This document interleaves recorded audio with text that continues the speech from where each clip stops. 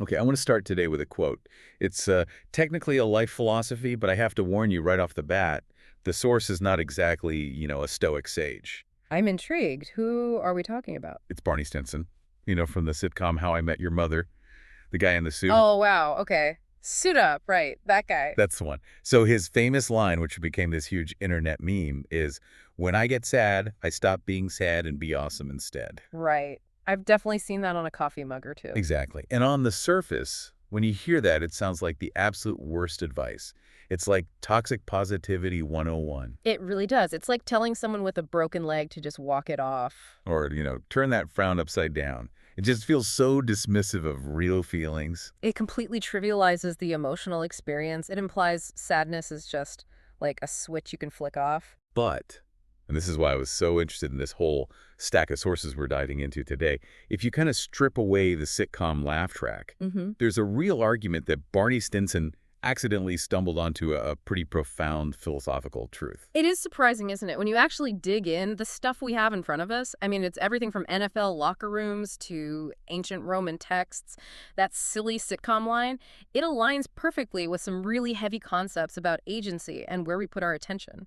And that's really the mission for this deep dive. We're not here to defend Barney Stinson, but we are here to explore this idea that being awesome, it isn't just an ego trip. Yeah. It's actually a mechanism. It's about moving from that self-focus, which, let's be honest, usually shows up as sadness or anxiety, Right. to outward service. Precisely. The core theme that connects all these sources, whether it's Tim Tebow or Marcus Aurelius, is that sadness so often comes from a hyper-focus on the self. It's rumination. It's the I becoming the center of the whole universe. So being awesome isn't about strutting around. Not at all.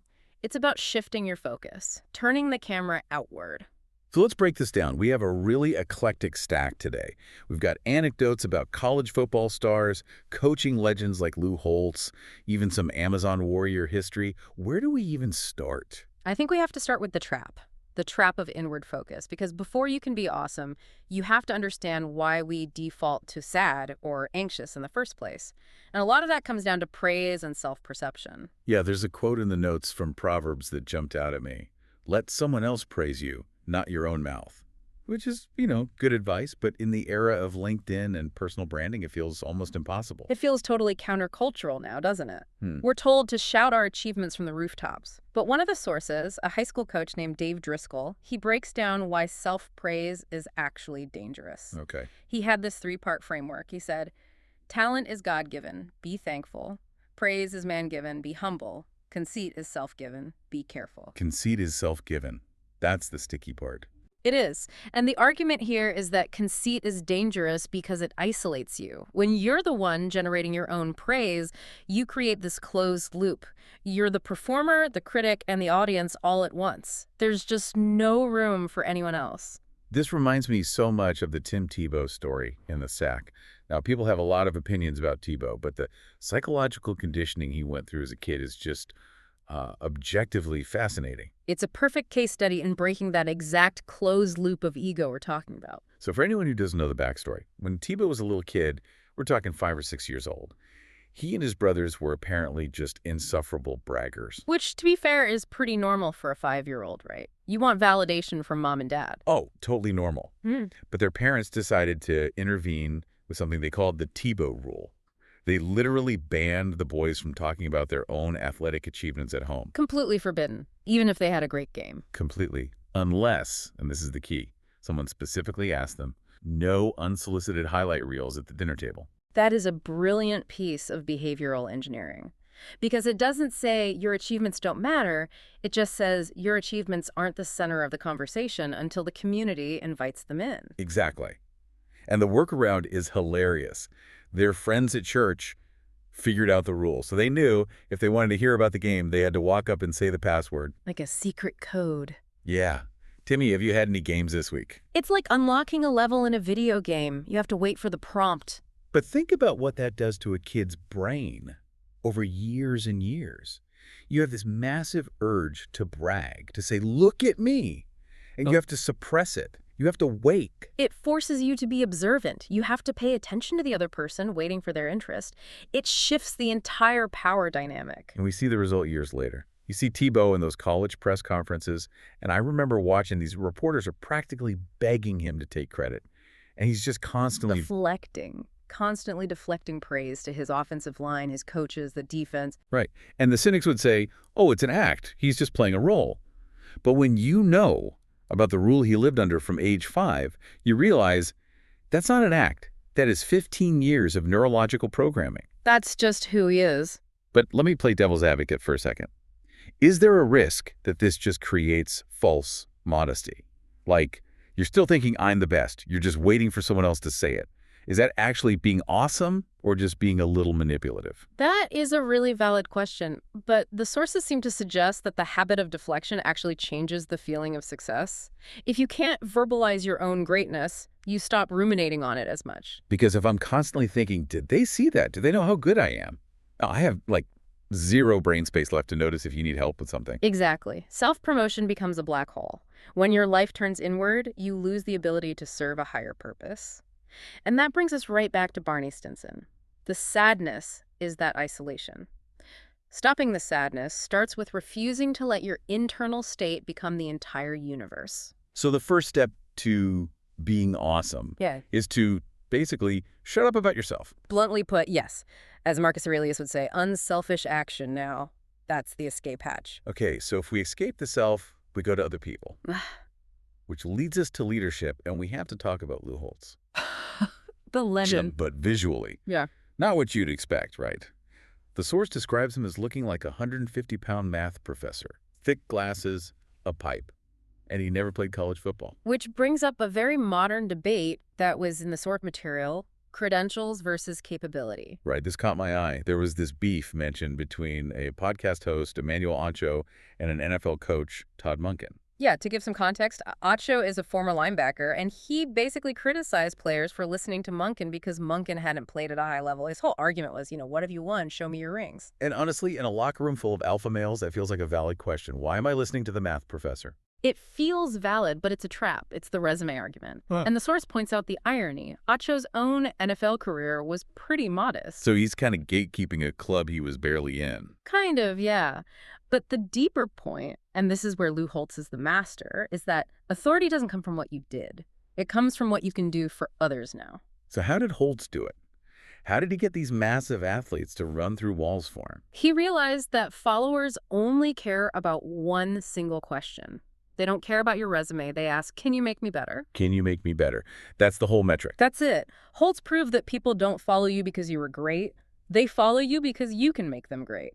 He had this framework of 4 needs. He said, everybody needs something to do, someone to love, someone to believe in, and something to hope for. That sounds surprisingly tender. For a football coach, someone to love. It is tender, but think about it. Something to do is purpose.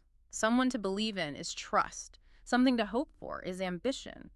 And someone to love, that's the team, that's connection. He treated them like humans. The source also had that Holtz quote about happiness, the hierarchy of happiness. Yes, he said, if you want to be happy for an hour, have a snake. For a day, play golf. For a week, take a cruise. But if you want to be happy for a lifetime, believe in something. In his case, God. Right, and even if you take the religious part out, the structure holds. Short-term happiness is consumption. Long-term happiness is connection to something bigger than yourself. Precisely. It's all about belief and service. Holtz overcame his lack of playing experience because he just outcared and outworked everyone for his players' success. There's a Confucius quote in the notes that fits perfectly. Tell me and I will forget. Show me and I may remember. Involve me and I will understand. And Holtz involved them in their own growth. That's leadership. It's not, look at me. It's, look what we can do. Okay, so being awesome means lifting others up. But here's the thing. It's easy to be service-oriented when you're winning. What happens when you hit a wall? When you fail or get injured? This is the crucible, right? Yeah. This is where we get into agency. The sources reference Inky Johnson, who has that powerful line, we are not defined by our circumstances. We are defined by our choices. I want to dig into that analogy in the notes about the mud and the rain, because it sounds a bit poetic, but I think there's a really practical lesson there. It's a great framing. The idea is We can complain that it has rained because of the mud, or we can rejoice that there is mud because it has rained. Okay, help me unpack that, because if I have mud on my shoes, I'm usually just annoyed. The objective facts are identical, right? Wet ground, Yeah. dirt. But one perspective sees the mud as a hindrance. My shoes are dirty. This is annoying. The other sees the mud as proof of rain. The drought is broken. Things will grow. So it's about where you aim the camera of your attention. Exactly. And this isn't just think happy thoughts, it's strategic. The source talks about the injured athlete scenario, which I think translates to almost any setback in life. Right? You tear your ACL, you're done for the season. The default is self-pity. Why me? I'm useless. That's the inward focus again. You're focusing on what you lost. But the awesome response, the surface response, is to ask, okay, how can I be productive right now? So if I can't play, what can I do? If you can't run, you can coach. If you can't catch, you can set up drills, you can scout the opponent.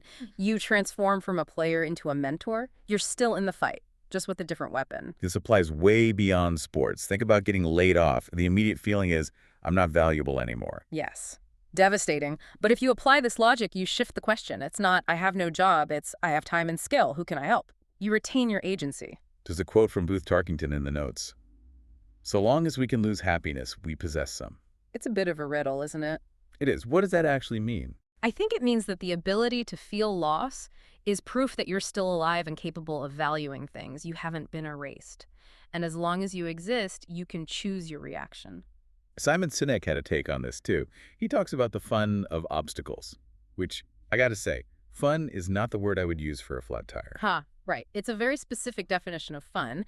He means the intellectual challenge. The fun is figuring out ways over and around the obstacle, rather than just staring at it. Like a puzzle. Exactly. If you stare at the wall, it's just a wall. It stops you. If you look for handholds, it becomes a climbing wall. It becomes a game. That shift is the essence of resilience.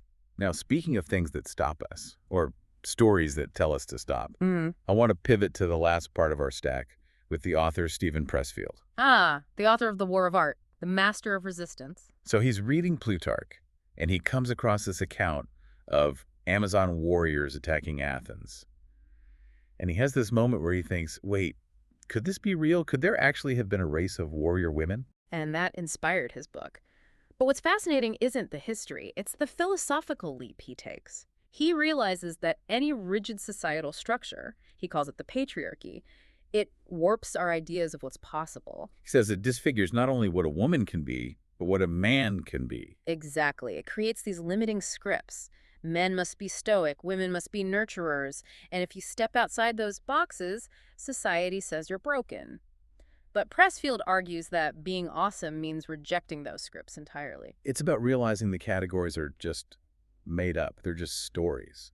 And stories can be rewritten. There's a great line in the source, experience is overrated. Most really amazing things are done by people doing them for the first time. I love that. We always feel like we need a certificate to do something cool. We're always waiting for the great opportunity. We do. We wait for that perfect moment. But Sally Koch has a quote in the notes. Great opportunities to help others seldom come, but small ones surround us every day. Small ones surround us every day. That brings it all the way back to the daily grind, doesn't it? You don't have to be an Amazon warrior. You just have to show up today. And that connects to the John Wooden quote, the basketball wizard. He said, to me, practices were the journey. Practices were the journey. Think about that. The game, the championship, that's the result. But the life, the actual living of it happens in practice on a mundane Tuesday afternoon. And that connects back to that advice about setting the bar low. Yes. To find success, set the bar low. Which sounds like terrible advice for high achievers, like aim for mediocrity. It's not about mediocrity of effort. It's about lowering the barrier to entry. It just means don't demand that today be perfect. Don't demand you feel inspired. The source says today will not be perfect and nobody's going to get out of your way. So if you're waiting for the perfect day to be awesome, you'll never start. Never. Perfectionism is just another form of self-focus. It's worrying about how you look while doing the thing instead of just doing the thing. Wow. Okay, so let's try to bring this all together. We started with a guy in a suit telling us to stop being sad. And we realized that sadness is often just a code word for being stuck in your own head. And the antidote isn't thinking happy thoughts. The antidote is outward action. Awesome is as awesome does. It's not about being impressive. It's about being useful. There's that Paul Nightingale quote. Your attitude towards life determines life's attitude towards you. If you approach life asking, how can I help? Life tends to give you opportunities to be helpful. And that, right there, creates the fulfillment we're all looking for. So for the listener who wants to actually apply this, Yeah. what does the daily practice look like? Based on these sources, I'd say three things. First, the Tebow rule. When you feel the urge to talk about yourself, consciously suppress it and praise someone else instead. I like that. A mental trigger. What's number 2? The Holtz standard. In your relationships, stop looking at resumes and credentials. Ask, can I make this person better? Shift your metric from status to growth. And the third? The agency shift. When you're blocked or frustrated, don't stare at the wall. Find the fun in going around it. Find a way to contribute, even from the sidelines. It really is all about getting out of your own way. It is, and I want to leave the listener with one final thought from Marcus Aurelius because it sums up everything. He wrote, objective judgment now, unselfish action now, willing acceptance now. That's all you need. That's it. That's the whole ballgame. And notice the word now, not tomorrow, not when you feel better, now. So here's our challenge to you, listening right now. In this very moment, will you focus inward on yourself, on your stress, on your to-do list, or you turn outward and see who you can help? Because that choice, that's the difference between being sad and being awesome. Thanks for diving in with us. See you next time.